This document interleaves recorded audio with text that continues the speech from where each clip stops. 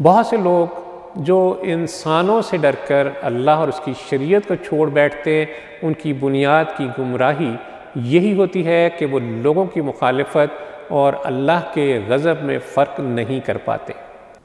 ان الحمد للہ والصلاۃ والسلام علی رسول اللہ۔ اعوذ باللہ من الشیطان الرجیم، بسم اللہ الرحمن الرحیم۔ قال اللہ تعالی فی سورہ آل عمران: یا ایہا الذین آمنوا اتقوا اللہ حق تقاتہ ولا تموتن الا وانتم مسلمون۔ اے لوگو جو ایمان لائے ہو، اللہ سے ڈرو جیسا کہ اس سے ڈرنے کا حق ہے، اور تمہیں موت نہ آئے مگر اس حال میں کہ تم مسلم ہو۔ ناظرین کرام، ان آیات میں اللہ عز و جل نے اپنے مومن بندوں کو یہ حکم دیا ہے کہ وہ اس سے ڈریں، اس کی خشیت اختیار کریں جیسا کہ اس سے ڈرنے کا حق ہے، اور پھر اس تقوی پر قائم رہیں، ثابت قدم رہیں یہاں تک کہ انہیں موت آ جائے۔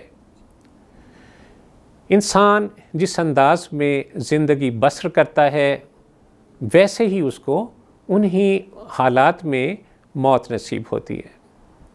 جو شخص صحت میں، خوشحالی اور طاقت کی حالت میں اللہ عز و جل کے تقوی پر قائم رہتا ہے، اس کی اطاعت پر قائم رہتا ہے، ہمیشہ اپنے رب کی طرف متوجہ رہتا ہے، اللہ عز و جل موت کے وقت بھی اسے ویسی ہی استقامت عطا فرماتے ہیں، اور ایسے شخص کو حسن خاتمہ سے نوازا جاتا ہے۔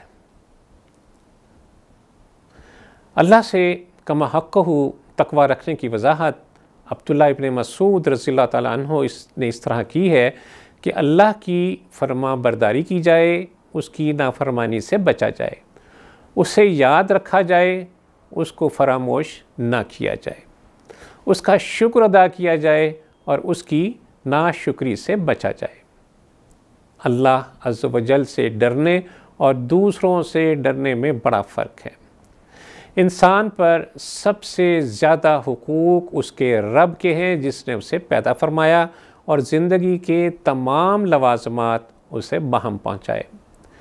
پھر انسان کی فلاح کے لیے، انسان کی بہبود کے لیے زندگی گزارنے کے دائرے متعین کیے، حدود و قیود مقرر فرمائیں، اور پھر جو کوئی ان حدوں سے تجاوز کرے اس کو حد میں رکھنے کے لیے سزاؤں کا بھی تقرر فرمایا۔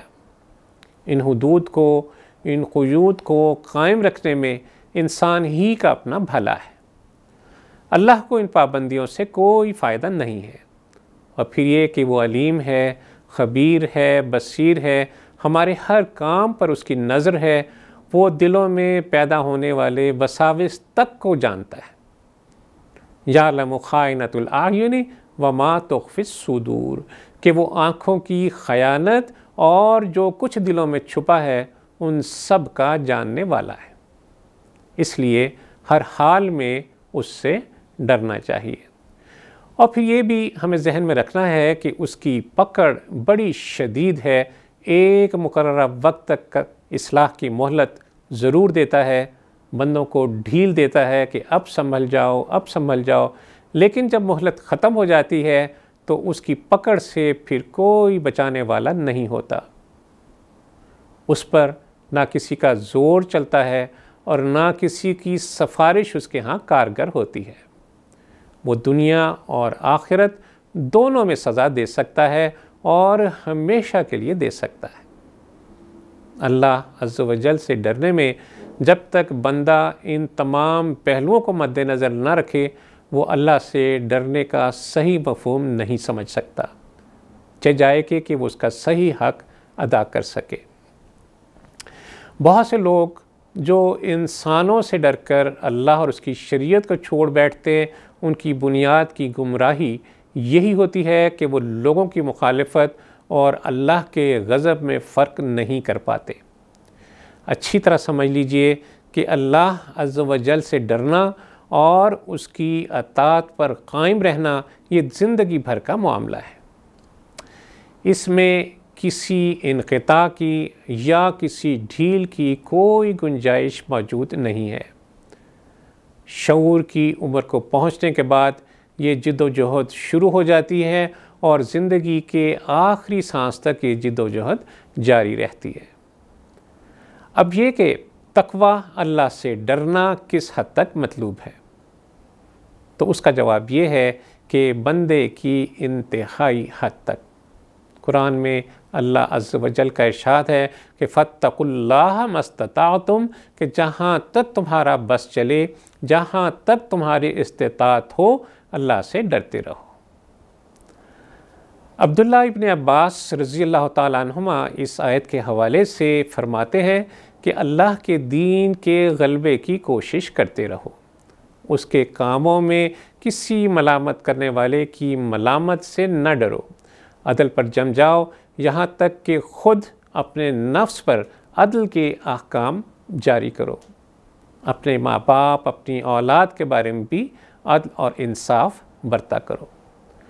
پھر فرمایا کہ اسلام پر ہی مرنا یعنی زندگی تمام کی تمام اللہ کی خشیت پہ گزرے، تاکہ جب موت آئے تو وہ بھی تقویٰ ہی پر آئے، کیونکہ اس رب کریم کا اصول یہی ہے کہ انسان اپنی زندگی جیسی رکھے ویسی ہی اللہ تعالیٰ اس کو موت عطا فرماتا ہے، اور جیسی موت انسان دنیا میں مرتا ہے اسی انداز میں قیامت کے دن اس کو اٹھایا جاتا ہے۔